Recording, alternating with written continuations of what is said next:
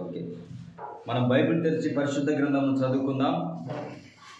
నిర్గమకాండము 20వ అధ్యాయము మొదటి వచనం నుంచి చదువుకుందాం. నిర్గమకాండము 20వ అధ్యాయము మొదటి వచనం నుంచి చదువుకుందాం. జాగ్రత్తగా దేవుని వాక్యమును గమనించడాన్ని కోరుచున్నాం. 20వ అధ్యాయము నిర్గమకాండము 20వ అధ్యాయము మొదటి వచనం నుంచి చదువుకుందాం. వాక్యం చదువుతుండగా జాగ్రత్తగా వినండి. దేవుడు ఈ ఆజ్ఞలన్నీ వివరించి చెప్పెను. నీ దేవుడైన యెహోవాను నేనే దాసుల గృహమైన ఐగుప్తు దేశంలో నుండి నిన్ను వెలుపలకి రప్పించితిని. నేను తప్ప వేరొక దేవుడు నీకు ఉండకూడదు. పైన ఆకాశమందే గాని, కింద భూమి అందే గాని, భూమి క్రింద నీళ్ళ యందే గాని ఉండు దేని రూపమునైనను విగ్రహమునైనను నువ్వు చేసుకొనకూడదు. వాటికి సాగిలపడకూడదు, వాటికి పూజింపకూడదు. ఎలా అనగా, నీ దేవుడవైన యెహోవాను నేను రోషము గల దేవుడను. నన్ను ద్వేషించు వారి విషయములలో 3-4 తరముల వరకు తండ్రుల దోషము కుమారుల మీదికి రప్పించుచు, నన్ను ప్రేమించి నా ఆజ్ఞలు గైకొను వారిని 1000 తరముల వరకు కరుణించువాడనై ఉన్నాను. నీ దేవుడమైన యెహోవా నామమును వ్యర్థముగా ఉచ్చరించకూడదు. యెహోవా తన నామమును వ్యర్థముగా ఉచ్చరించు వారిని నిర్దోషిగా ఎంచడు. మరలా చదువుతున్నా. నీ దేవుడైన యెహోవా నామమును వ్యర్థముగా ఉచ్చరించకూడదు. యెహోవా తన నామమును వ్యర్థముగా ఉచ్చరించు వారిని నిర్దోషిగా ఎంచడు, అంటే దోషిగా ఉంటాడు. విశ్రాంతి దినమును పరిశుద్ధముగా ఆచరించుటకు జ్ఞాపకం ఉంచుకొనుము. మరలా చదువుతున్నా. విశ్రాంతి దినమును పరిశుద్ధంగా ఆచరించుటకు జ్ఞాపకం ఉంచుకొనుము. 6 దినములు నువ్వు కష్టపడి నీ పని అంతయు చేయవలను. 7వ దినమున నీ దేవుడైన యెహోవాకు విశ్రాంతి దినము. దానిలో నీవైనను, నీ కుమారుడైనను, నీ కుమార్తె అయినను, నీ దాసుడైనను, నీ దాసీనైనను, నీ పశువునైనను, నీ ఇండ్లలో నుండి పరదేశీ అయినను ఏ పనియు చేయకూడదు. 6 దినములు యెహోవా ఆకాశమును, భూమియును, సముద్రమును, వాటిలోని సమస్తమును సృజించి 7వ దినమున విశ్రమించెను. అందుచేత యెహోవా విశ్రాంతి దినమును, ఇక్కడ జాగ్రత్తగా ఉండండి, యెహోవా విశ్రాంతి దినమును ఆశీర్వదించి దాన్ని పరిశుద్ధపరిచెను. నీ దేవుడైన యెహోవా నీకు అనుగ్రహించు దేశంలో నీవు దీర్ఘ ఆయుష్మంతుడు అగునట్లు నీ తల్లిని, నీ తండ్రిని సన్మానించుము. మరలా చదువుతున్నా. నీ దేవుడైన యెహోవా నీకు అనుగ్రహించు దేశంలో నువ్వు దీర్ఘ ఆయుష్మంతుడు అగునట్లు నీ తండ్రిని, నీ తల్లిని సన్మానించుము. నరహత్య చేయకూడదు, వ్యభిచరించకూడదు, దొంగిలించకూడదు, నీ పొరుగువాని మీద అబద్ధ సాక్ష్యము పలకకూడదు, నీ పొరుగువాని ఇల్లును ఆశించకూడదు, నీ పొరుగువాని భార్యనైనను, అతని దాసినైనను, అతని దాసినైనను, అతని ఎద్దైనను, అతని గాడిదైనను, పొరుగువానిది ఏదైనను ఆశింపకూడదని చెప్పెను. ఆమేన్. దేవుడి వాక్యం దీవించును గాక. చిన్న ప్రార్థన చేసుకుందాం. పరిశుద్ధుడా యేసయ్యా, నీకు స్తుతి స్తోత్రములు. అత్యద్భుతంగా నాయన నువ్వు ఆజ్ఞలను, కట్టడలను విధించి నువ్వు మాతో మాట్లాడిన దేవుడవై ఉన్నావు ప్రభువా. ఈ మాటను బట్టి నీకు వందనములు. ఈ మాటల చేత ప్రభువా మాతో మాట్లాడమని మమ్మల్ని మీకు పూర్తిగా సమర్పించుకుంటూ మా ప్రభు రక్షకుడైన యేసు క్రీస్తు పరిశుద్ధ నామంలో ప్రార్థించుచున్నాం. ఆమేన్, ఆమేన్. ప్రియమైన దేవుని పిల్లలారా, ఇక్కడ దేవుని వాక్యమును జాగ్రత్తగా వినవలను. ఎందుకనంటే ఇక్కడ మాట్లాడినటువంటి మాట అది దేవుని మాట అయినది. ఇది ఒక మనిషిని మాట కాదు, ఇదొక మనిషిని మాట కాదు, మనుషులను వేరుతున్న రాజు మాట కాదు. ఇది మామూలు మానవుడు మాట్లాడుతున్న మాట కాదు. ఇది దైవ వాక్కు ఉన్నది. దేవుడికి స్తోత్రం, హల్లెలూయా. ఇది దైవ వాక్కు. సో ఇది దైవ వాక్కు. భూమి ఆకాశంలో గతించిపోవచ్చు, కానీ దైవ వాక్కు నెరవేర్పు జరుగుతుంది. దేవుడు ఒక మాట ఇచ్చాడు అనంటే, దేవుడు తన ఒక దైవ వాక్కును ఇచ్చాడు అంటే ఖచ్చితంగా దాన్ని నెరవేర్పు చేస్తాడు. భూమి తలక్రిందులైనా, భూమి ఆకాశంలో నశించిపోయినా, ఏది అయినను సరే దేవుడు మాట ఇస్తే ఖచ్చితంగా నెరవేర్పు చేస్తాడు. కానీ దేవుడు ఖండితంగా ఆజ్ఞలు, ఇక్కడ దీన్ని ఏమంటారంటే ఇవి కమాండ్మెంట్స్, దేవుని యొక్క ఆజ్ఞలు అనగా దేవుని యొక్క పాటించవలసిన పద్ధతులు. ప్రతి వ్యక్తి ప్రతి దైవ కుమారుడు, ప్రతి భక్తుడు, ప్రతి విశ్వాసి ఈ వాక్యం ప్రకారం నడుచుకునేవారండి. ఇవి ఆజ్ఞలు. ఆమేన్. ఇవి ఆ దేవుని ఆజ్ఞలు, కట్టడాలు, విధులు. ఖచ్చితంగా దేవుని పిల్లలు ఈ వాక్యాన్ని పాటించాలి. దేవుడికి స్తోత్రం, హల్లెలూయా. ఎందుకనంటే దీన్ని పాటించకపోతే ఏమవుతుంది, పాటిస్తే ఏమవుతుంది అని కూడా ఆల్రెడీ దేవుడు పరిశుద్ధ గ్రంథంలో చెప్పి ఉన్నాడు. ఆయన మాటలు విని, ఆయన ఆజ్ఞలు విని, ఆయన కట్టడాలను అనుసరించిన వారిని 1000 తరముల మట్టుకు దీవిస్తానని చెప్పాడు. దేవుడికి స్తోత్రం, హల్లెలూయా. ఇది నా మాట కాదు, ఇది ఏదో కలెక్టర్ మాట కాదు, ఇది పిఎం మాట కాదు. భూమి ఆకాశమును సృష్టించిన యెహోవా దైవ వాక్కు అయి ఉన్నది.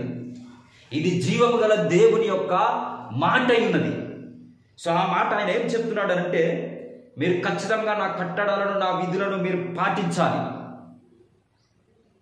మీరు గనక పాటిస్తే నేను 1000 తరముల మట్టుకు మిమ్మల్ని దీవిస్తానని చెప్తున్నాడు. అదే మీరు కనుక ఒకవేళ నా నామాన్ని ద్వేషిస్తే, నా నామాన్ని వ్యర్థంగా ఉచ్చరిస్తే, నా నామాన్ని కనుక మీరు ద్వేషిస్తే, నేను 3-4 తరాల మట్టుకు తండ్రుల దోషము కుమారుల మీదకి రప్పిస్తానంటున్నాడు. Praise the lord. ఇక్కడ మనం ఒక పాఠం నేర్చుకోవాలి.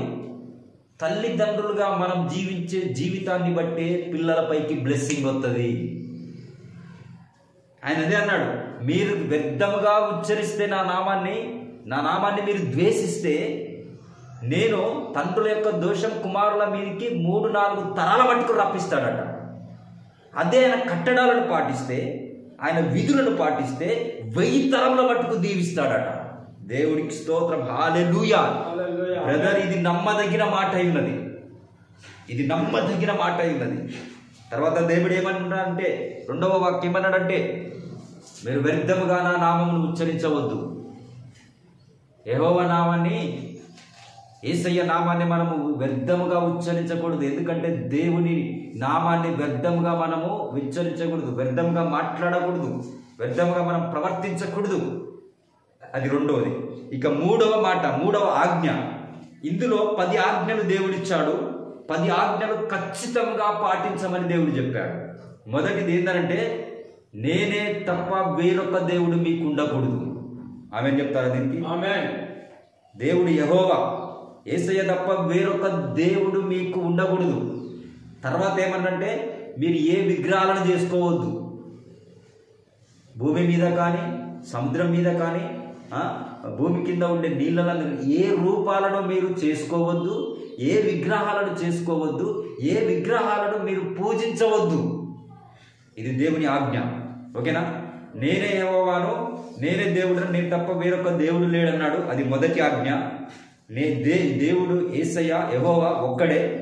ఆ తర్వాత ఏ విగ్రహములను కానీ, ఏ వీటిని కానీ మనము చేసుకోవద్దు, వాటిని పూజించకూడదు.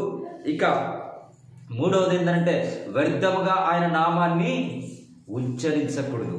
ఇక నాలుగవ ఆజ్ఞ ఏంటంటే విశ్రాంతి దినమును పరిశుద్ధముగా ఆచరించుటకు జ్ఞాపకముంచుకొనుము. మరలా చదువుతున్నాను. ఇక్కడ ఇక్కడ ఎన్నో వచనం ఉందంటే 8వ వచనం, నిర్గమకాండము 20వ అధ్యాయం 8వ వచనంలో విశ్రాంతి దినమును పరిశుద్ధముగా ఆచరించుటకు జ్ఞాపకం ఉంచుకొనుము. 6 దినములు నువ్వు కష్టపడి నీ పని అంతయు చేయవలను. 7వ దినమున నీ దేవుడైన యెహోవాకు విశ్రాంతి దినము. దానిలో నీవైనను, నీ కుమారులైనను, నీ కుమార్తెలైనను, దాసుడైనను, దాసి అయినను, పశువులైనను, నీ ఇంట్లో ఉండు పరదేశీ అయినను ఏ పని చేయకూడదు. 6 దినములలో యెహోవా ఆకాశము, భూమియు, సముద్రమును, వాటిలో సమస్తమును సృజించి 7వ దినమున విశ్రమించెను. అందుచేత యెహోవా విశ్రాంతి దినమును ఆశీర్వదించి దానిని పరిశుద్ధపరిచెను. ఈ విశ్రాంతి దినమును, 7వ దినమున విశ్రాంతి దినమును దేవుడు ఏం చేస్తాడు? దీన్ని ఆశీర్వదించి పరిశుద్ధపరిచాడు. ఈ దినం విశ్రాంతి దినం, దేవుణ్ణి ఆరాధించే దినం. సో ఈ ఆజ్ఞలను, ఈ కట్టడాలను పాటించాలి. దీన్ని పాటిస్తే 1000 తరముల మట్టుకు దీవెన వస్తుంది. పాటించకపోతే నేను చెప్పలేదు. దేవుడికి స్తోత్రం, హల్లెలూయా. ఒక నిజ విశ్వాసి, ఒక నిజ భక్తిపరుడు, ఒక నిజమైన దేవుని బిడ్డ ఖచ్చితంగా ఆయనకు మాటకు లోబడి విశ్రాంతి దినాన్ని పాటిస్తాడు. ఎందుకంటే దేవుని బీజం అతనిలో పనిచేస్తుంది కాబట్టి, అతడు దేవుని చేత జన్మించబడ్డాడు కాబట్టి దేవుడికి ప్రాముఖ్యతను ఇస్తాడు. దేవుడికి స్తోత్రం, హల్లెలూయా. మరి ఈరోజు చాలా మంది విశ్రాంతి దినమును పాటించకపోవడం వలన, 7వ దినమున ఆరాధనకు రాకపోవడం వలన, ఆరాధనకు వెళ్ళకపోవడం వల్ల ఏం కోల్పోతున్నాడో తెలుసా? చాలా కోల్పోతున్నాడు.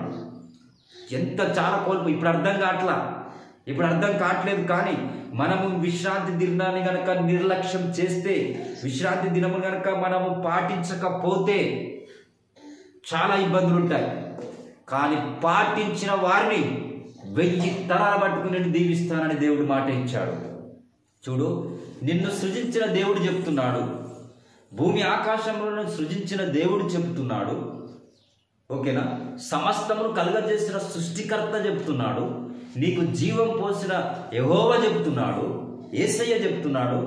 నువ్వు ఖచ్చితంగా 7వ దినమున విశ్రాంతి దినమును పాటించాలి. 6 దినములను కష్టపడు. ఇది దేవుడు పెట్టిన చట్టం, ఇది దేవుడు పెట్టిన రూల్. ఇదే మనకివ్వబడినటువంటి దైవ రాజ్యాంగమై ఉన్నది. దేవుడికి స్తోత్రం, హల్లెలూయా.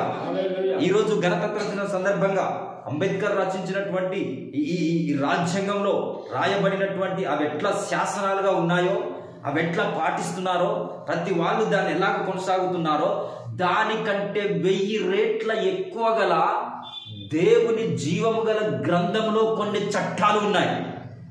దేవుని చేత రాయబడిన ఒక రాజ్యాంగపు పుస్తకం ఉంది. ఆ పుస్తకంలో శాసనాలు, చట్టాలు ఉన్నాయి. ఖచ్చితంగా పాటించవలసిన పద్ధతులు ఉన్నాయి. ఈరోజు మనం గమనిస్తే రాజ్యాంగంలో రాసించినటువంటి దాని ప్రకారం ప్రతి వాళ్ళు ఈ రాజ్యాంగం ప్రకారం నేను హక్కుదారుని, ఈ రాజ్యాంగం ప్రకారం నాకు ఈ లబ్ధి రావాలి, నాకు ఇది రావాలి అని చెప్పేసి రాజ్యాంగంలో రాయబడినటువంటి హక్కుల కోసం పోరాడుతున్నారు. అలాగనే ఒకవేళ ఆ హక్కులు కనుక దానికి వ్యతిరేకమైతే, దాని కనుక నిర్బంధం కలిగితే, దానికి ఏమైనా విరుద్ధంగా జరిగితే అప్పుడు రాజ్యాంగంలో ఉన్న ఆ వాక్యమును దాన్ని తీసుకొని తను విజయం సాధించడానికి ఆ బుక్ని ఆధారంగా తీసుకొని వెళ్తున్నారు. మొన్న వచ్చినట్టు చాలా విషయాలు మీకు తెలుసు. కానీ ప్రియమైన పిల్లలారా, రాజ్యాంగంలో మనకి ఇవ్వబడినటువంటి వాటిని మనం పొందుకున్నటకు ఎలాగో హక్కుదారులమో, ఆ హక్కు పొందుకున్నటకు ఏ విధంగా చట్టం పనిచేస్తుందో, దేవుడికి స్తోత్రం, హల్లెలూయా. ఆ హక్కును పొందుకున్నట కోసం మనకు చట్టము, న్యాయ వ్యవస్థ పనిచేస్తుంది. ఎందుకు? రాజ్యాంగంలో ఆల్రెడీ రాయబడి ఉన్నది కాబట్టి. సో దైవ వాక్కులో దేవుని రాజ్యాంగము దేవుడు ఈ దినములలో మోషే ప్రవక్త ద్వారా రాపించాడు. ఆమేన్. బైబిల్ యొక్క రాజ్యాంగం, బైబిల్లో రాయబడినటువంటి ఆజ్ఞలు అవి 2 రాతి పలకలు. ఈ 2 రాతి పలకలు మోషేను సీనాయి కొండపైకి తీసుకుపోయి అగ్ని స్తంభంలో, మేఘ స్తంభంలో దిగి వచ్చి ఆ అగ్ని ఆ కొండ మీదికి వచ్చి ఆ బండ పైన 2 రాతి పలకల పైన దైవ వాక్కు రాయబడ్డది. అదే మన రాజ్యాంగం అయి ఉన్నది. అది దేవుని చేత ప్రవక్త ద్వారా ఇవ్వబడిన దైవ రాజ్యాంగం అయి ఉన్నది. ప్రియమైన పిల్లలారా, ఇప్పుడు మన రాజ్యాంగాన్ని మనం నెరవేర్పు మన హక్కును మనం సాధించడానికి ఏ విధంగా కోర్టులు ఉన్నాయో, ఏ విధంగా చట్టం, ఏ విధంగా పోలీసు వ్యవస్థ పనిచేస్తుందో, అలాగే దైవ వాక్కు మనలో నెరవేర్పు జరుగుట కోసం, మన హక్కు మనము పొందుకొనుట కోసం దేవుని దూతలు మనకు సహాయం చేస్తాయి. దేవుని యొక్క దూతలు ఈరోజు మనకు ఒక సెక్యూరిటీ గార్డ్స్ ఉన్నారు. మన వాక్యంలో, మన వాగ్దానంలో మనకు పొందుకొనుట కోసము సెక్యూరిటీ గార్డ్స్ ఉన్నారు. మన వాక్యమును మనం పొందుకొనుట కోసము, ఆ వాగ్దానములకు మనం పొందుకొనుట కోసం, దానికోసము నిలబడి మనని కాపాడుట కోసం దేవుడు నిర్ణయించబడిన రక్షక భటులు అనగా దేవుని దూతలు మనకున్నారు. దేవుడి వాక్యం ఒక్కడ ఏం చెప్పిందో తెలుసా? జాగ్రత్తగా వినండి. యెహోవా యందు భయభక్తులు కలిగిన వారి ఎడల దేవుని దూతలు కావలిగా ఉండును. దేవుని దూతలు కావలిగా ఉంటాయి. నువ్వు దేవుని ఆజ్ఞలు పాటించి, దేవుని విధులను పాటించి, దేవుని యందు భయము భక్తి కలిగి ఉండి, నువ్వు అబద్ధమాడకుండా, నువ్వు మోసం చేయకుండా, నువ్వు దొంగిలించకుండా, నువ్వు వ్యభిచారం చేయకుండా, నువ్వు అబద్ధ సాక్ష్యము పలకకుండా, నువ్వు విశ్రాంతి దినమును పాటిస్తూ, యెహోవా నామమును వ్యర్థముగా ఆచరించకుండా, ఒకే ఒక్క దేవుడైన యెహోవా నామాన్ని గనక నువ్వు ఆరాధించుకుంటూ ఉన్నట్లయితే, ఈ విధంగా నువ్వు భయభక్తులు కలిగి ఉన్నట్లయితే, నీ హక్కును నువ్వు పొందుకొనుట కోసం, నీ పరలోక రాజ్యం నువ్వు పొందుట కోసము, నీ హక్కు నీకు పొందుకొనుట కోసము నీకు దేవుడు దూతలు కావలిగా ఉంటాయి. ఆమేన్. ఆ దేవుని దూతలు కావలిగా ఉండి కాచి కాపాడడం వలనే మనము చాలా ఇబ్బందుల్లోనికి పడకుండా పోతాం. చూడండి, మనం ప్రయాణిస్తున్నప్పుడు మన ముందు ఉన్న వ్యక్తికి యాక్సిడెంట్ అవుతుంది, కానీ మనకు కాదు. నిజమే. మనం ఎటో పోవాలని ఎటో పోతాం, మనం పోయిన రూట్లో ప్రమాదం జరుగుతుంది, మనం వేరేకి వెళ్ళిపోతాం, అక్కడ ప్రమాదం జరగదు. మరి ఏం జరిగింది? దేవుని దూతలకు ఆజ్ఞాపించాడు, ఈ కుమారుడు కనుక అటు పోతే అక్కడ అపాయం రాబోతుంది కనుక ఇప్పుడే మీరు మళ్లించండి. అయితే దేవుని ఎడల భయభక్తులు కలిగి ఉన్నటువంటి వ్యక్తి దూతలు కావలిగా ఉండి అతని జీవితాన్ని మళ్లిస్తారు. దీన్ని నమ్ముతున్నారా? జీవితాన్ని మళ్లిస్తున్నారు. నువ్వు అపాయంలో పడకుండా, నీకు మరణం రాకుండా నిన్ను కాపాడడం కోసం దేవుడు తన దూతలను గాడ్స్గా పెట్టాడు. దేవుడు తన యొక్క ఏంజల్స్ని గాడ్స్గా పెట్టాడు. అంటే జెట్ కేటగిరీ టైపు దేవుని దూతలు మనకున్నాయి, బట్ అవి మనకు కనిపించవు. కానీ ఈ భూమిపైన నువ్వు దేవుని వాక్యమును పాటిస్తూ భక్తి చేస్తున్నావు గనక నీకు తెలియని అదృశ్య శక్తి, నీకు కనబడనటువంటి అదృశ్యమైన దూతలు జెట్ కేటగిరీగా నీ పక్కన ఉండి పనిచేస్తున్నాయి. అందుకే నీకు ప్రమాదాన్ని రానియవు, నీ కష్టాన్ని రానియవు, నీకు ఇబ్బంది రానియవు. మీకు విషయం తెలుసా? ఇంత నా వైపు కనిపెడుతున్నాడు, ఈ కుమారుడు నా యందు భక్తి చేస్తున్నాడు, నా కట్టడాలను పాటిస్తున్నాడు కాబట్టి నేను అతనికి తిరుటకు ఆహారం ఇస్తాను. దేవుడికి స్తోత్రం, హల్లెలూయా. నేను కట్టుకొనుటకు వస్త్రములు ఇస్తాను, నేను కట్టుకొనుటకు వస్త్రములు ఇస్తాను, నేను ఉండుటకు నివాస స్థలములు ఇస్తాను. ఎందుకు? యెహోవా యందు భయభక్తులు కలిగి ఆయన కట్టడాలను పాటిస్తున్నాడు గనక, ఆయన ఆజ్ఞలను వెంబడిస్తున్నాడు గనక, తినకపోయినా దాన్ని ఫాలో అవుతున్నాడు గనక, పరలోకం నుంచి గమనిస్తున్న దేవుడు తన దూతల్ని అతనికి కావలుగా పెడతాడు, తింటకు ఆహారమునిస్తాడు, కట్టుకున్నటకు వస్త్రమునిస్తాడు, ఉండుటకు నివాస స్థలం ఇస్తాడు. కానీ ఫస్ట్ ఆయన ఆజ్ఞలు పాటించాలి, ఆయన భక్తి చేయాలి. సో అందుకోసమే నీకు అది రావుట కోసం ఈ దేవదూతలే పనిచేస్తాయి. నీకు గృహం రావుట కోసం యు బిలీవ్, నమ్ము, దేవుని వాక్యాన్ని నువ్వు వెంబడించు, నువ్వు విశ్రాంతి దినాన్ని కట్టడాలను ఖచ్చితంగా పాటించు. నీకు ఇల్లు రావుట కోసం నీకోసం దేవదూతలను పంపుతాడు దేవుడు. ఏ వ్యక్తి హృదయాలన్నా మార్చివేస్తాడు, ఎంత మందినైనా దాటుకొని అది నీ దగ్గరికి వస్తుంది. అదేమి మనుషుల హృదయాలు మారిపోతాయి, ఆఫీసర్ల హృదయాలు మారిపోతాయి. దేవుడి దూత అక్కడ నిలబడతాడు, ఆ దూతనే వారి హృదయంలో మార్చుతాడు, అతని ఆలోచనలు మార్చుతాడు. ఒకటి టిక్కు పెట్టబోయి ఇంకోటి టిక్కు పెడతాడు, ఒకటి వేయబోయి ఇంకోటి వేస్తాడు. ఎవరికో ఇవ్వవలసి పోయి దూత అక్కడ నిలబడి కార్యం జరిగించడం వలన నీ పేరు కోసం టిక్కు పడుతుంది. ఇది ఎవరు చేస్తున్నారు? దేవుడు. ఎందుకు? నువ్వు ఆజ్ఞలు పాటిస్తున్నావు గనక, ఆయన యందు భయభక్తి కలిగి ఉన్నావు గనక. కాబట్టి నిన్ను గమనిస్తున్న దేవుడు, నువ్వు ఇంత భక్తి చూస్తున్న దేవుడు నిన్ను నీ విషయమై శ్రద్ధ వహించి తన దూతలను పంపి దేవుడు తన యొక్క కార్యాన్ని నీ లోపల జరిగిస్తాడు. ఆమేన్. దేవుడికి స్తోత్రం. హల్లెలూయా. హల్లెలూయా. అయితే విశ్రాంతి దినమును ఖచ్చితంగా పాటించాలి. ఇది దేవుడు ఏర్పరచుకున్న దినం, మనుషులు ఏర్పరచుకున్న దినం కాదు. దేవుడికి స్తోత్రం. హల్లెలూయా. సో ఆ విధముగా విశ్రాంతి దినము పరిశుద్ధంగా పాటించాలి. ప్రేమని దేవుని పిల్లలు ఇక్కడ వినండి, ఎప్సిబా విను. ఖచ్చితంగా 6 దినములు మనం కష్టపడాలి. నువ్వు కష్టపడ్డా కష్టపడకపోయినా 6 దినములలో నువ్వు ఏ విధంగా ఉన్నానో 7వ దినమున విశ్రాంతి దినమున మాత్రం ఖచ్చితంగా దేవుని మందిరంలో ఉండాలి.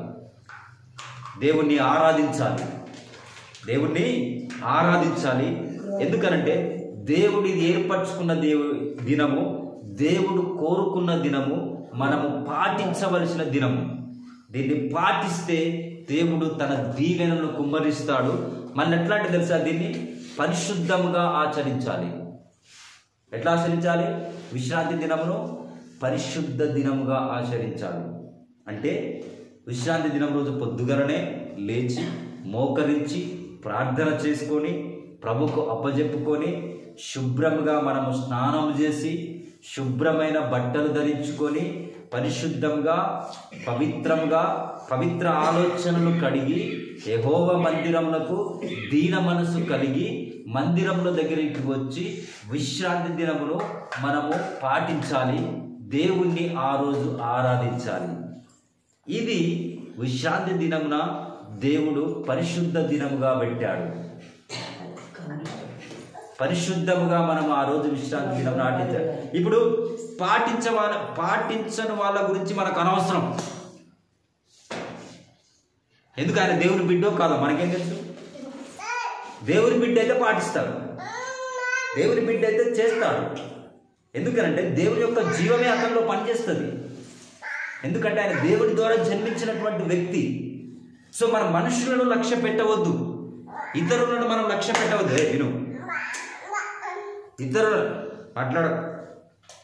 ఇతరులను మనం లక్ష్య పెట్టకూడదు. కానీ మనం ఇండివిజువల్గా మనము దేవుణ్ణి ఆరాధించాలి, దేవుని వెంబడించాలి. చూడండి, దేవుడు అందరి పోతే పోయిండనే వాళ్ళని యాక్సెప్ట్ చేయడు. నీ సొంతంగా నువ్వు భక్తి చేస్తున్నావా? నీ సొంతంగా నువ్వు నిలబడుతున్నావా? నీ సొంతంగా దేవుడి ప్రేమను కలిగి ఉన్నాడా? నీ సొంతంగా దేవుని విశ్రాంతి దినాన్ని వెంబడిస్తున్నావా? నీ సొంతంగా చేస్తున్నావా అనేది మాత్రమే దేవుడు చూస్తాడు. వ్యక్తిగతంగా నిన్ను చూస్తాడు. వ్యక్తిగతంగా చూస్తున్న దేవుడు నిన్ను దీవిస్తాడు. ఆమేన్.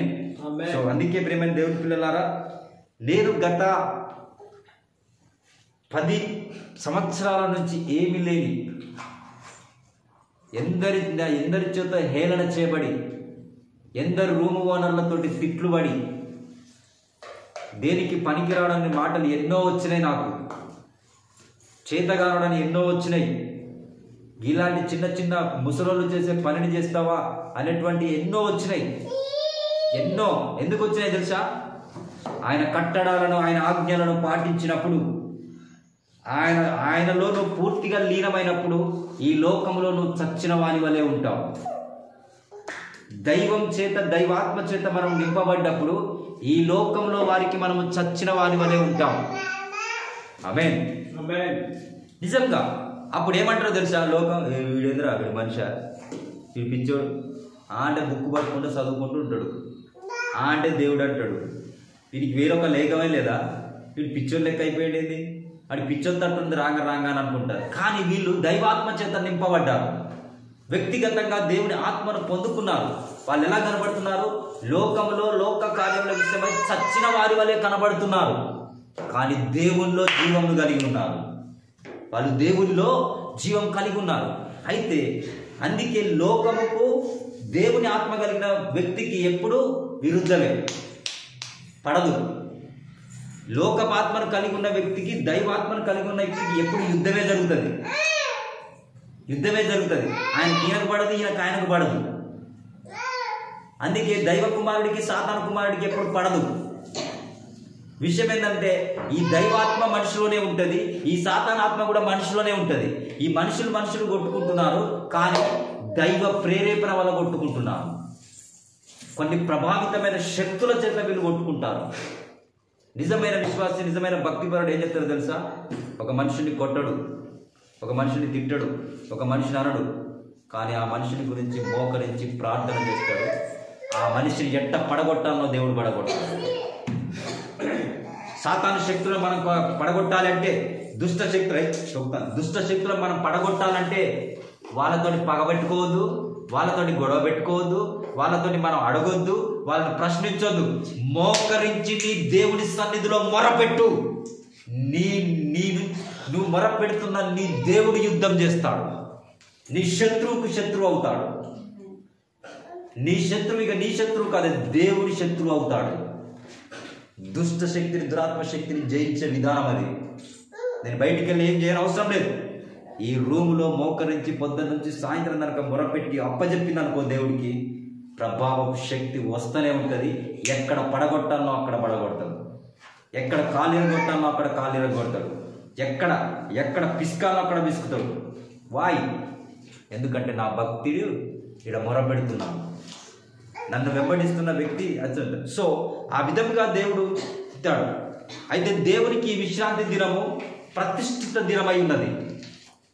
ఈ విశ్రాంతి దినం మరి దేవుని ప్రజలకును దేవునికిను ఒక నిత్య నిబంధన ఏంది అంటే, ఆమేన్. దేవుని ప్రజలకు దేవుడికి మధ్య ఒక నిత్య నిబంధన ఏంది అనంటే, ఎల్లప్పుడూ ఇది గుర్తుగా, దేవునికి ప్రజలకు మధ్య నిబంధన గుర్తుగా ఏముందంటే అది విశ్రాంతి దినమును పాటించుట. విశ్రాంతి దినమును పాటిస్తున్నావు అనంటే దేవుని నిత్య నిబంధనలను గుర్తు చేసుకొని పాటిస్తున్నావు. సో విశ్రాంతి దినమును పాటించట్లో ఒక గొప్ప దీవెన ఉంది. దేవుని మందిరంలో ఆరాధించుట అనేది గొప్ప దీవెన ఉన్నది. అది దావీదు మహారాజు లాంటోడు ఎరిగాడు. ఆయన మామూలు వ్యక్తి కాదండి. దావీదు అనే రాజు మహారాజు కదా, మామూలు వ్యక్తి. మహారాజు అంటే ఎంత బిజీ ఉంటుంది. ఇప్పుడు ఫర్ ఎగ్జాంపుల్ రేవంత్ వాడికి ఎంత బిజీ ఉంది, ఆయనకి ఎంత బిజీ ఉంది. ప్రధానమంత్రి ఉన్నారు, ఆయనకి ఎంత బిజీ ఉంది. ఎంత బిజీ, వీళ్ళకంటే ఇంకెక్కువ బిజీగా ఉన్న మహారాజు దావీదు ఆయన రోజుకు 7 మార్లు దేవుణ్ణి ఆరాధించాడట. రోజుకు ఎన్నిసార్లు? 7 times. ఎందుకనంటే ఇంకొకసారి ఏమంటాడు తెలుసా? 1000 దినములు భక్తిహీనులతోటి గడిపేదాని కంటే ఒక్క దినము యెహోవా మందిరంలో గడుపుట మేలంటాడు. మరలా నేను ఎల్లప్పుడూ నిత్యము ఆయన మందిరంలో నివసించగోరుచున్నాను. యెహోవా మందిరంలో ఉన్న పుల్పీటు పైన ఆ పక్షులు గూడులు పెట్టుకొని ఉంటాయి చూసినావా, ఆ విధంగా నేను యెహోవా మందిరంలో గూడు కట్టుకొని ఉండాలనుకుంటున్నాడు అంటాడు. ఎప్పుడు జనులు నా యుద్ధకు వచ్చి యెహోవా మందిరంకు వెళ్దాం రాండి అని చెప్పినప్పుడు నా హృదయం గంతులేసను అంటాడు. ఎందుకనంటే దేవుని మందిరంలో ఉన్న ఆరాధనలో ఉన్న శక్తి, ఆ సన్నిధిని అతను గుర్తించాడు.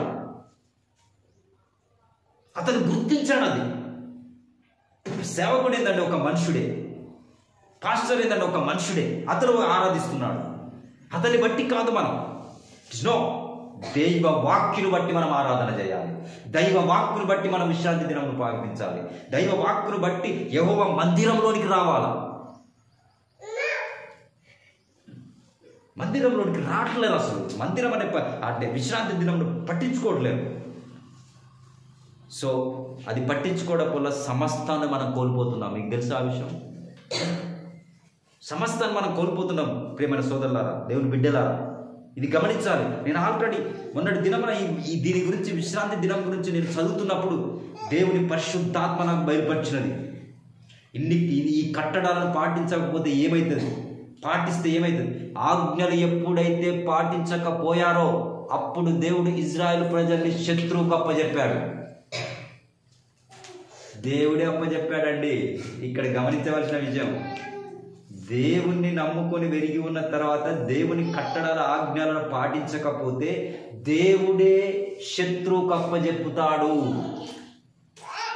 అప్పుడు శత్రువు వచ్చి మన మీద విజయం పొందుతాడు. కానీ ఒకవేళ నువ్వు కట్టడాలు పాటించినావు అనుకో, శత్రువుని యుద్ధకు రాకుండా దేవుడే పోరాడుతాడు. That is true. సో ఆ విధంగా దేవుని యొక్క మనం పాటించాలి, విశ్రాంతి దినమును పాటించాలి. అయితే ఎల్లప్పుడూ జీవిత కాలం అంతా ఇది గుర్తుపెట్టుకోండి, ఈ 10 ఆజ్ఞలు ఖచ్చితంగా దేవుని భక్తులు పాటించాలి. 1, యెహోవా దేవుడు తప్ప వేరొక దేవుడు ఉండకూడదు. 2, మీరు విగ్రహారాధనను చేయకూడదు, ఏ రూపములను చేసుకోనకూడదు, ఏ పోత విగ్రహములను మీరు పోసుకొని బొమ్మలను ఆరాధించవద్దు. 3, మీరు వ్యర్థంగా యెహోవా నామమును ఉచ్చరించకూడదు. ఇక 4, విశ్రాంతి దినమును పరిశుద్ధ సంఘంగా ఆచరించాలి. ఆ రోజు కుటుంబంతో పాటు కుటుంబ సభ్యులందరూ యెహోవా మందిరంలో ఉండాలి. అది 7వ దినం, దేవుడు ఏర్పరచుకున్న దినం. దాన్ని ఖచ్చితంగా పాటించాలి. ఇక ఆ తర్వాత నరహత్య చేయవద్దు, దొంగిలించవద్దు, అబద్ధం ఆడవద్దు, వ్యభిచరించవద్దు, పొరుగు వాంది ఏది ఆశించకూడదు. వాని భార్య అయినను, దాసి అయినను, దాసినైనను, గాడిదనైనను, పశువునైనా ఏదైనాను సరే పొరుగు వాంది ఏది మనము ఆశించకూడదు. ఇవి ఖచ్చితంగా పాటిస్తే, ఈ కట్టడాలను మనము పాటిస్తే దేవుడు మనని తన సొంత దేశంలోనికి తీసుకుపోయి జీవ కిరీటం ఇవ్వబోతున్నాడు. దేవునికి స్తోత్రం, హల్లెలూయా. సో అందుకోసమే మనము మనుషులను చూసి కాదు ఆరాధన చేసేది, మనుషులను గట్టి కాదు మనము మందిరంలోనికి వచ్చేది. దైవమునకు ప్రాముఖ్యతనిచ్చి, దైవమునకు మొదటి ప్రాముఖ్యతను ఇచ్చి చేయాలి. ఒకటే ఫైనల్గా చెప్తాను, దేవుని వాక్యమును కట్టడాలను పాటించిన వాడు ఎప్పుడూ చెడిపోడు. దేవుడు అతన్ని చెడిపోనియాడు. అతడు ఎలాగుంటాడో తెలుసా? నీటి కాలువల ఎరను నాటబడిన వాడై ఫలించు జీవవృక్షం వలె ఉంటాడు. అతనికి ఎల్లప్పుడూ ఎందుకు వాటర్ అందుతాంది, నీళ్ళు అందుతాయి. ఆ వాటర్ ఏదో కాదు కానీ దైవ వాక్యం. సో ఆ దైవ వాక్యం చేత అతను నింపబడటం వలన ఆ విధంగా అతడు ఉంటాడు. సో ఆ విధంగా ఉన్న వాళ్ళను దేవుడు దీవిస్తాడు. సో వెంటనే రాకపోవచ్చు దీవెనలు. అందుకే ప్రియమైన పిల్లలారా, ఈరోజు మనం ఒక విశ్వాస ప్రమాణం చేసుకోవాలి. ఈరోజు మనం విశ్వాసంతో ఒక వాగ్దానం చేసుకోవాలి. దేవునికి ఒక మాట ఇవ్వాలి మనం. అదేందో తెలుసా? ఖచ్చితంగా నేను విశ్రాంతి దినమును పాటిస్తాను. ఆ రోజు నాకు 10,000 రాని, ఆ రోజు నాకు 10 లక్షలు రాని, ఆ రోజు నాకు అసలు తినడానికి తిండే ఉండకపోని, ఆ రోజు తినడానికి తిండి లేకపోయినా నేను యెహోవా మందిరంలో ఉండాలి. ఆ రోజు 10 లక్షలు వచ్చినా విడిచిపెట్టుకొని నేను దేవుని మందిరంలో ఉండాలి. ఎందుకు? అది దేవుని మాట, దేవుని కట్టడం. నువ్వు 10 లక్షలు విడిచిపెట్టుకొని దేవుని దగ్గరికి వస్తాను అనే విషయం దేవుడికి తెలియదా?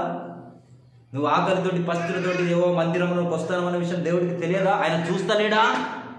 ఇవాళ కాకపోతే రేపైనా దీవిస్తాడు, ఎల్లుండైనా దీవిస్తాడు, ఈ సంవత్సరం కాకపోతే వచ్చే సంవత్సరం అయినా దీవిస్తాడు. ఇంకా 10 సంవత్సరాలకైనా నువ్వు ఆయనని వెంబడిస్తున్నావు కనుక ఆయన నిన్ను దీవించుట తథ్యం. కానీ ఫస్ట్ మనం వెంబడించాలి, దేవుడి కార్యమును వెంబడించాలి. విశ్రాంతి దినం, ఈ దినం నుంచి ఒకటి విశ్వాస ప్రమాణం చేసుకోవాలి. మనం ఏం తెలుసా? ఈ సంవత్సరం అంతా ఒక్కరోజు కూడా నేను విశ్రాంతి దినమును పాటించకుండా ఉండను. ఏమైనా పాటిస్తా. ఏమి లేనట్టుగా అనిపిస్తుంది బ్రదర్, ఏమి లేనట్టుగానే అనిపిస్తుంది బిడ్డలారా. కానీ దైవ వాక్యము ప్రకారము అక్కడ కొనసాగుతుంటాను. అందుకే నేను చాలా గమనించాను. అసలు దీని గురించి బాగా చదివాను. విశ్రాంతి దినం ఏంది ఇంత అంటే నేను కూడా కొన్ని సందర్భాలు పాటించలే కదా అని వచ్చింది నాకు తెలుసా. నేను కూడా కొన్ని సందర్భాలు నేను విశ్వాసిగా ఉన్నప్పుడు నేను పాటించలే, కానీ అప్పుడు నేను ఎరగలే. కానీ ఇప్పుడు దైవ వాక్కులు నాకు అర్థమైన తర్వాత ఖచ్చితంగా విశ్రాంతి దినంలో మనము పాటించాలి. ఆ రోజు పుల్లైనా ఏరవద్దు. ఆ రోజు ఏ పనికి నువ్వే కాదు, నీ ఇంట్లో ఉన్న పనివాడు కూడా పని చేయొద్దు. వాళ్ళందరూ దేవుడి సన్నిధిలోకి వచ్చి విశ్రాంతి దినమున ఆచరించాలి. సో ఆచరించడం వల్ల దేవుడు 1000 తరముల మటుకు దీవిస్తాడు. ఇంకోటి, ఎవరైతే ఆశీర్వదించారో వారిలో నుంచి రాజులు వస్తారు. ఆమేన్. ఈ మాటను వినండి.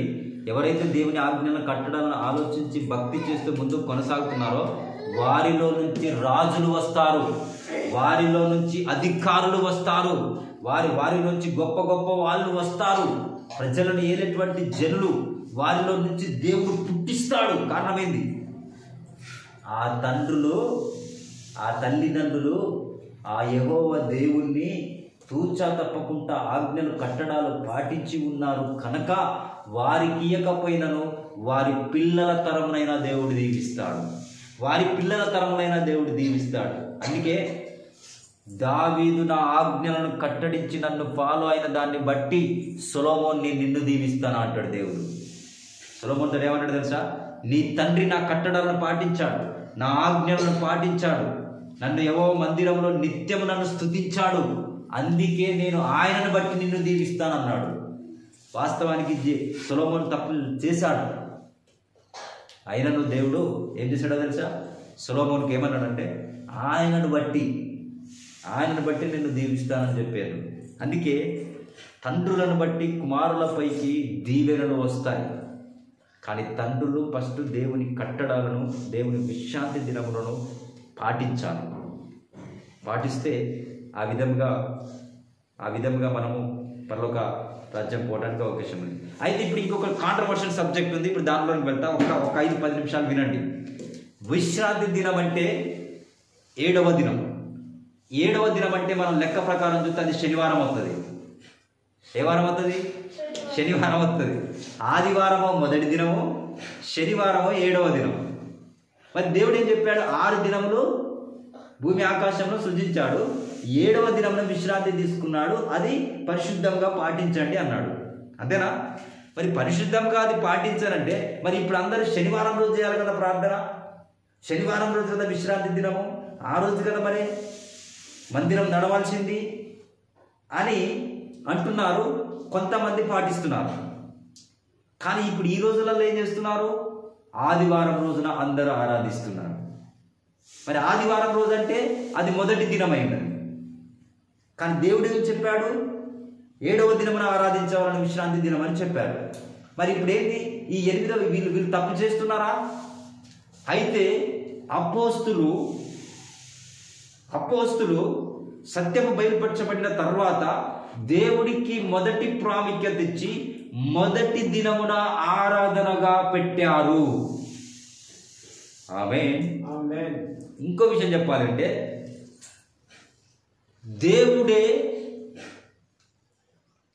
దేవుడే విశ్రాంతి దినమును కలుగజేసెను.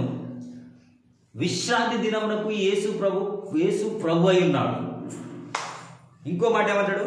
భారము మోయుచున్న సమస్త జనులారా నా యొద్దకు రండి, నేను మీకు విశ్రాంతిని కలగజేయుదును. విశ్రాంతి అనేది ఒక రోజు కాదు, విశ్రాంతి అనేది ఒక డే కాదు, విశ్రాంతి అనేది ఒక ఏర్పరచుకునేది కాదు. యేసు క్రీస్తు లోపలికి నువ్వు ఎప్పుడు వస్తావో, ఎప్పుడు నువ్వు క్రొత్త జన్మను పొందుకుంటావో, ఎప్పుడు నువ్వు పరిశుద్ధాత్మ చేత నింపబడతావో అప్పుడు నువ్వు విశ్రాంతిలో ఉన్నావు. దేవుడు నీలో ఉన్నాడు, నువ్వు దేవుని విశ్రాంతిలో ఉన్నావు. అందుకే యేసు క్రీస్తును ఎప్పుడు ఆరాధిస్తే ఆ రోజు విశ్రాంతి దినం. ఆమేన్. కాకపోతే ఇక్కడ ఉన్న ప్రజలు ఎలాగ పెట్టుకున్నారంటే హాలిడేను ఆదివారం రోజే పెట్టుకున్నారు. ధర్మశాస్త్రం ప్రకారం ఇజ్రాయేల్ 7వ దినంలో హాలిడే పెట్టుకున్నారు. అది విశ్రాంతి దినంగా వాళ్ళ కట్టడం ప్రకారం, మోషే చెప్పిన ప్రకారం. కానీ మన దగ్గరికి, ఇతర దేశాల దగ్గరికి, అన్యుల దగ్గరికి వచ్చినప్పుడు మనకు హాలిడే ఎప్పుడు? సండే, అనగా మొదటి రోజు. అయితే హాలిడేనే విశ్రాంతి దినముగా, హోలీడేగా ఇక్కడ మనం పాటిస్తున్నాం. Praise the lord. దేవునికి స్తోత్రం. హల్లెలూయా. సో ఆ విధంగా కొంతమంది ఆ రోజే చేయాలి, ఈ రోజు చేయాలి కాదు, ఏ రోజు చేసినా విశ్రాంతి దినమే. మరి ఇంకోటి ప్రియమైన దేవుని పిల్లలారా, చాలా జాగ్రత్తగా గమనించవలసిన విషయము, ఈరోజు మరి అందరూ విశ్రాంతి దినమును పాటిస్తున్నారు. అందరూ విశ్రాంతి దినంలోనికి వచ్చి దేవుని మందిరంలో ఉంటాడు. వ్యభిచారం చేసిన వాడు కూడా వచ్చి దేవుని మందిరంలోకి వస్తాడు. తప్పులు చేసిన వాళ్ళు తప్పులు చేస్తూనే దేవుని మందిరంలోకి వచ్చి ఆరాధిస్తున్నారు. దేవుడు వాళ్ళని క్షమిస్తాడా? It is no.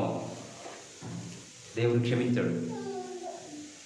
నువ్వు దేవుని నమ్ముకున్నంత మాత్రాన తప్పు ఒప్పుగా మారిపోదు, ఒప్పు తప్పుగా మారదు. కానీ దేవుని నమ్ముకోవడం మాత్రం ప్రాముఖ్యమైనది. వల్ల దేవుని నమ్ముకోవడం చాలా ప్రాముఖ్యమైనది. తప్పు ఒప్పుగా కాదు, ఒప్పు తప్పుగా కాదు.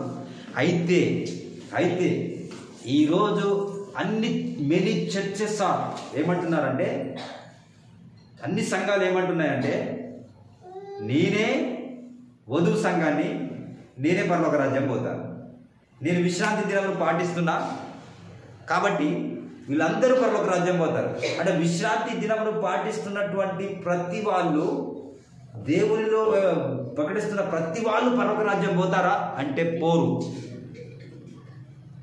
ఈ దినములలో ఒకే ఒక సంఘం ఎత్తబడబోతుంది. అది దేవుని సంఘం అయింది. ఆ సంఘం ఎవరో చెప్పండి?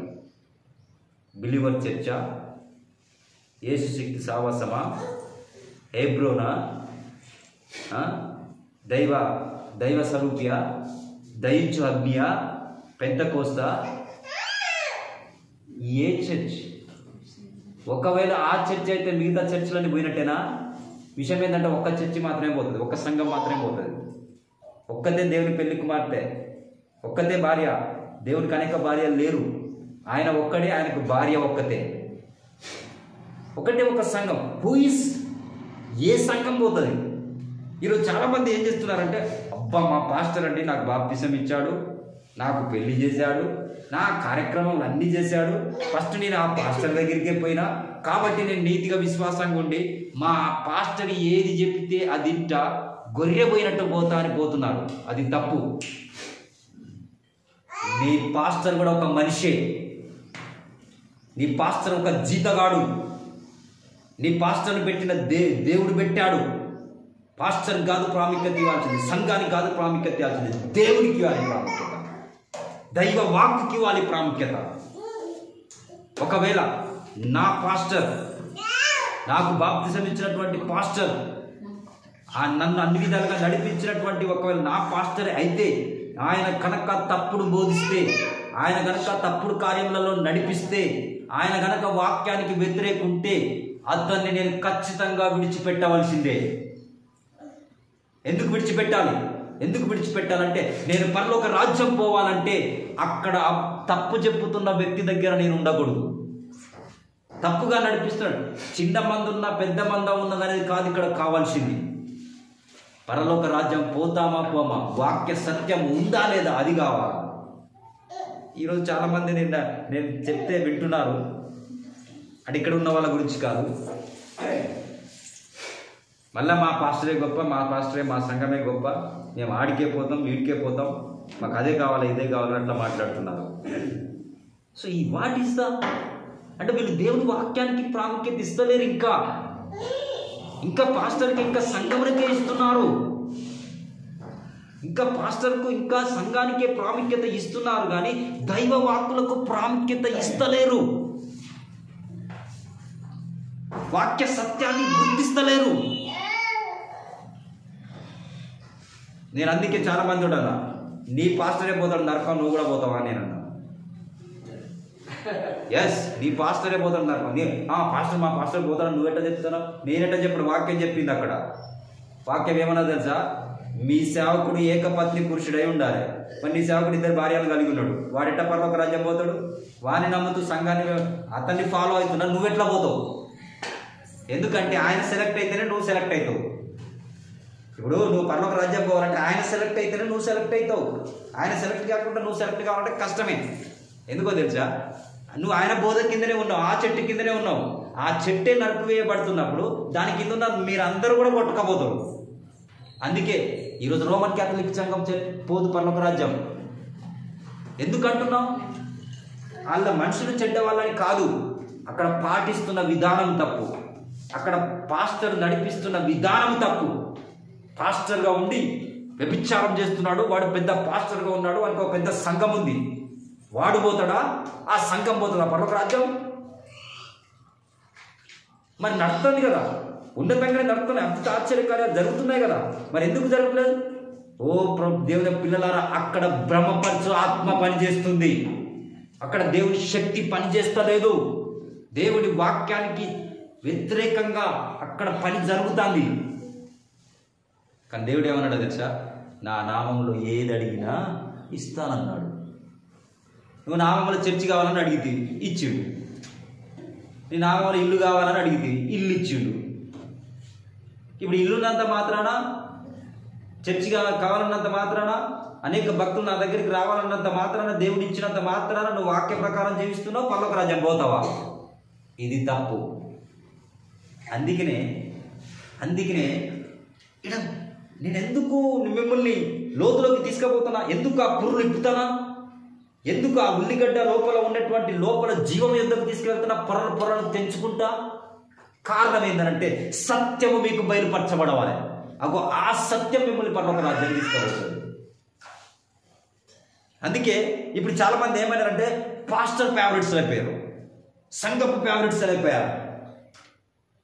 ఒక మామూలు వ్యక్తి, ఒక సైకిల్ మీద నడుచుకుంటున్న వ్యక్తి, ఒక స్లిప్పర్లు వేసుకొని నడుస్తున్న వ్యక్తి సత్యాన్ని చెప్తే వాళ్ళకు పాడతలే. కారణం ఏంది? వాళ్ళకి కావాల్సింది సత్యం కాదు, మనిషి ఉన్నతంగా ఉండడం కావాలి వాళ్ళకి. కారులో దిగి వచ్చి, షూట్ మీద దిగి వచ్చి చెప్తే వాడు పిచ్చి వాక్యం చెప్పినా ఇంత దేవుడు నిన్ను ప్రేమిస్తున్నాడమ్మా అనగానే అబ్బా చప్పట్లు కొడతారు. ఆహా, ఈయనంత భక్తి పరులు లేడు. ఎందుకు? అసలు కారులో వచ్చాడు కదా, షూట్ వేసుకొని వచ్చాడు కదా, అందుకోసం. బైబిల్ గ్రంథంలో ఉన్నది ఏమన్నాడు తెలుసా? ఒక బీదవాడు తన జ్ఞానం చేత ఆ ఊరిని రక్షించడానికి ప్రయత్నం చేస్తే అతను పేదవాడు కనుక అతని జ్ఞానము పని చేయలేదు. కానీ అది జ్ఞానమే, అది సత్యమే, అతని ప్రకారమే దేవుడు తీర్పు తీర్చబోతున్నాడు. అందుకే నేనేమంటానంటే, సంఘములను చూసినవా పోతావు, నిజం చెప్తా. పాస్టర్లను చూసినవా పోతావు, ఎందుకంటే నీ పాస్టరే పోతాడు. నీ సంఘం కరెక్ట్గా వాక్యాన్ని ఫాలో అవుతలేదు, నీ పాస్టర్ వాక్యాన్ని ఫాలో అవుతలేదు. అది చూడకుండా చేస్తాడు మిమ్మల్ని. నిజమే, అది చూడకుండా చేస్తాడు. దావీదు మహారాజే పెద్ద తప్పు చేసిండు. ఇప్పుడు నేను చేస్తే తప్పేది? దావీదు పాస్టర్ కాదు, దావీదు రాజు. నువ్వు పాస్టరు కనుక తప్పు చేస్తే నువ్వు పులిపిట్ నుంచి దిగిపోవాల్సిన నీకు అర్హత లేదు. రేపు తీర్పు దినమున, విమర్శన దినమున నువ్వు చేసిన తప్పును బట్టి నేను ఇంకా సేవకునే, దావీదును ఆదర్శంగా తీసుకొని ఇంకా నువ్వు సేవ చేస్తూ ముందు కొనసాగుతున్నావు. బిడ్డ, ఇక్కడ జరుగుతాయేమో, ఇక్కడ నీ ప్రజలు నమ్ముతారేమో, కానీ ఒక విమర్శన దినమున నువ్వు లెక్క ఒప్పజెప్పవలసి ఉన్నది. విమర్శన దినమున ఒకరోజు లెక్క ఒప్పజెప్పవలసి ఉంది. అందుకే దేవుడు మూలవాక్యాన్ని చూడన్నాడు. ఏ మనిషికైనా ఏం చెప్పాడు తెలుసా? మనుషుల్ని చూడకండి బిడ్డలారా, నా వాక్యములు చూడండి. నా వాక్యం ఆ మనిషిలో, ఆ సేవకుల్లో ఉందో చూడండి. నా వాక్యం ఆ సంఘంలో ఉందో లేదో చూడండి. అక్కడ లేకపోతే అక్కడి నుంచి బయటికి రండి. నేను మిమ్మల్ని వెలపెట్టి కొన్నాను, మీ పాస్టర్ కొనలే. నేను వెలపెట్టి, నా రక్తమును వెలగా పెట్టి నేను మిమ్మల్ని కొన్నాను, కానీ మీ పాస్టర్ కొనలే. మీ పాస్టరే నా జీతగాడు. దేవుడు అంటాడు, ఈ పాస్టరే నా జీతగాడు. ఆయన పనిచేసింది కాబట్టి నేను కొంచెం వేతనం ఇచ్చిన, కానీ ఆయన మాటినమని చెప్పాను, నేను నా మాటినమని చెప్పాను. అందుకనే ఇంకా మా సంఘం మాది సిఎస్ఐ సంఘం. నేను మొదటి కాంచి అనే పోతా, మా కులస్తులందరూ అదే సంఘానికి పోతారు. ఇది కులపిచ్చి సంఘమా? ఇది కులపిచ్చి సంఘమా? దేవుడి దగ్గర కులం ఉందా? దేవుడిదే కులం? స్టూపిడ్ నాట్ సెన్స్ ఇది. అక్కడ ఒక తప్పు పొరపాటు జరుగుతలే. అందుకనే ఈ సిఎస్ఐకి సంబంధించిన వాళ్ళందరూ మాలోనే పోతారు. ఇక కులదేవత టైప్ అయిపోయింది. ఇక అంతేనా? ఇక కులదేవత టైప్ అయిపోయింది. ఏదంటే ఇక సంఘ మర్యాద ఉంటాయి. ఈ నాట్ సెన్స్ చూస్తున్నారా? దేవుడు చూస్తలేరు. ప్రేమ పిల్లలు, దేవుడు చూస్తలే, దేవుడు చూస్తలేరు. సో ఎనీహౌ ఈ విధంగా చెప్పేటువంటి వ్యక్తులు చాలా అరుదుగా ఉంటారు. చాలా అరుదుగా ఈ విధంగా విషయాలు చెప్పేటువంటి విషయాలు అరుదుగా ఉంటారు. ఒక ఆయన వచ్చాడు, ఒకటి చెప్పాడు, అన్నా మీకు పరిశుద్ధాత్మ చేత నువ్వు నింపబడాలంటే అన్య భాషలు మాట్లాడాలన్నారు. అన్య భాషలు అంటే ఏంటి? ఏరే మనుషులకు అర్థం కాని భాష మాట్లాడితే చాలు. మనుషులకు అర్థం కాని భాష మాట్లాడినాక అది అన్య భాష అట. అది తప్పు కాదా? అది వాక్య వ్యతిరేకం కాదా? చందలాభ చందలాభ లాభ లాభ లాభ చందలాభ అన్నావు, నాకేం అర్థం కాలే.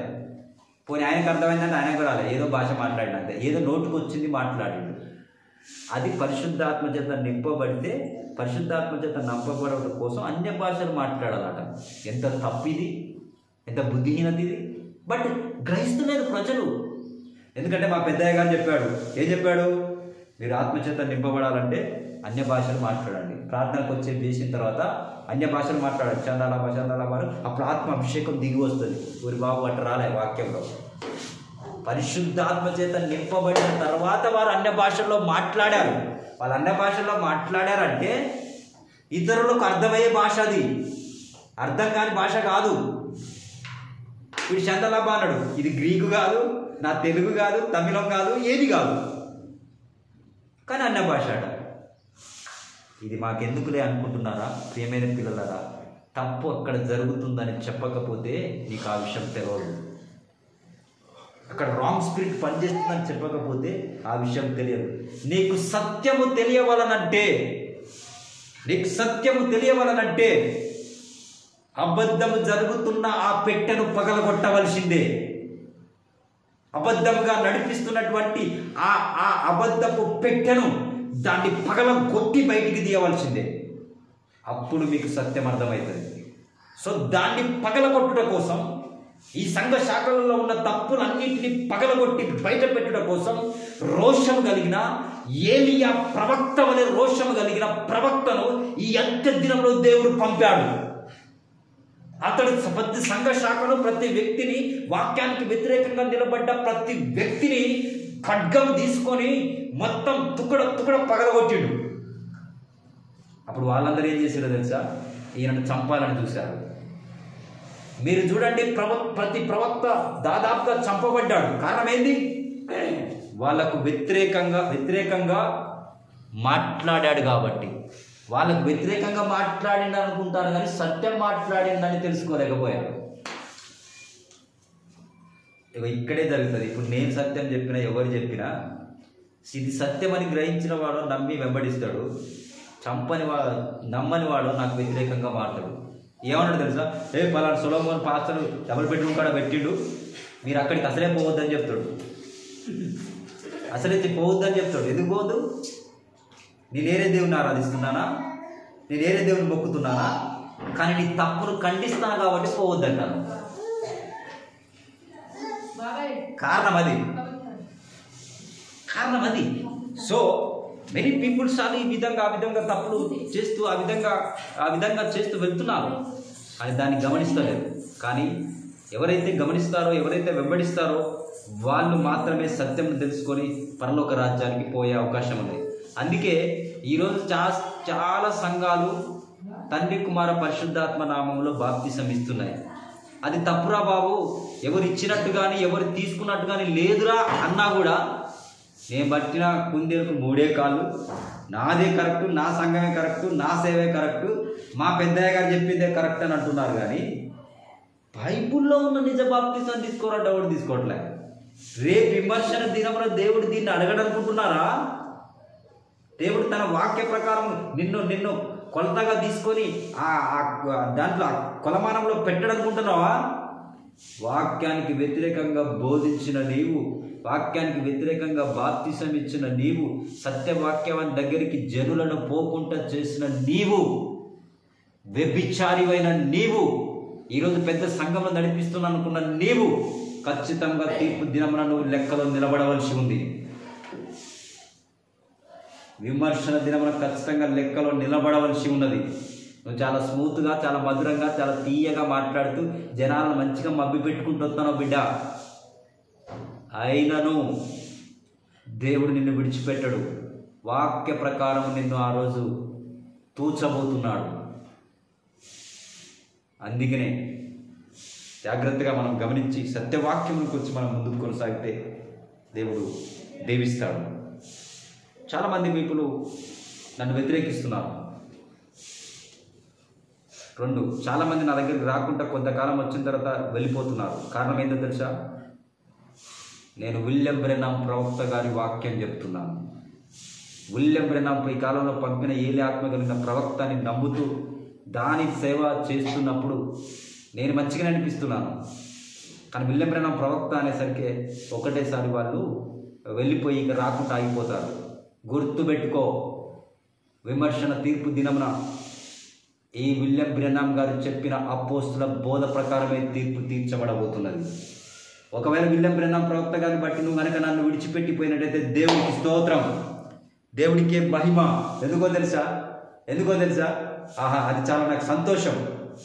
ఈ కాల ప్రవక్త వర్తమానమును బట్టి నన్ను ద్వేషించిన, నన్ను తిరస్కరించిన, నన్ను త్రోసివేసిన, నన్ను వ్యర్థుడన్నా ఏమన్నా నేను హ్యాపీగా సంతోషంగా ఉంటా. కానీ విలియం బ్రెనాం గారు వచ్చినటువంటి సత్యవాక్య విషయంలో మాత్రం తీర్పు దినంలో మీరు మాత్రం నిలబడవలసి ఉంటుంది. ఒకవేళ నా వ్యక్తిగతంగా తప్పులుంటే, నేను చేసిన తప్పులేమన్నా ఉంటే వాటికి నేను సిగ్గుపడుతున్నా, వాటి గురించి నేను బాధపడుతున్నా, వాటిని నేను సరిదిద్దుకోవాలని ప్రయత్నం చేస్తున్నా. అది ఓకే. ఎందుకంటే నేను కూడా తప్పులు ఉన్నాయి, నాలో బలహీనతలు ఉన్నాయి, నేను ఎంతో మిస్టేక్స్ చేస్తున్నాను. నేను ఎన్ని మిస్టేక్స్ చేసినా, నాలో ఎన్ని బలహీనతలు ఉన్నా, నన్ను ఏం చేసినా కానీ నేను ప్రకటిస్తున్న స్వార్థ సత్యమై ఉన్నది. నేను చెబుతున్న వాక్యం సత్యమై ఉన్నది. ఈ కాలంలో ఏది ఆత్మగలిగిన ప్రవక్తను పంపాడన్న దేవుని వాక్యం సత్యమై ఉన్నది. దాన్ని రిసీవ్ చేసుకోకపోతే మాత్రం విమర్శ దినమున లెక్కలో తీర్పు దినమున నిలబడవలసిన అవసరం ఉంటుంది. అందుకనే అంత తొందరగా విలియం బ్రెనాం ప్రవక్త గురించి అబద్ధ ప్రవక్తగా ముద్ర వేయకండి, అంత తొందరగా త్రోసివేయకండి, అంత తొందరగా వేరే ఇతరులు చెప్పిన దాన్ని బట్టి చేయకండి. మీరు వాక్యమును ధ్యానించండి, చేర్చుకోనండి. ఈ కాలపు వర్తమానం ఏలియా ఆత్మ కలిగిన ప్రవక్తను దేవుడు విలియం బ్రెనాం గారిని పంపి 1963లో మేఘం ధరించుకొని వచ్చిన దేవుడు ఒక విప్పబడిన పుస్తకంతో 7 ముద్రల పుస్తకాన్ని తీసుకొచ్చి మనకిచ్చాడు. దాన్ని ధ్యానించి సిద్ధపడిన వారు రేపు పరలోక రాజ్యం పోబోతున్నారు. దేవుడికి స్తోత్రం, హల్లెలూయా. దేవుడి వాక్యమును దీవించునుగాక. చివరి ప్రార్థన చేసుకుందాం, లేచి నిలబడినట్లయితే.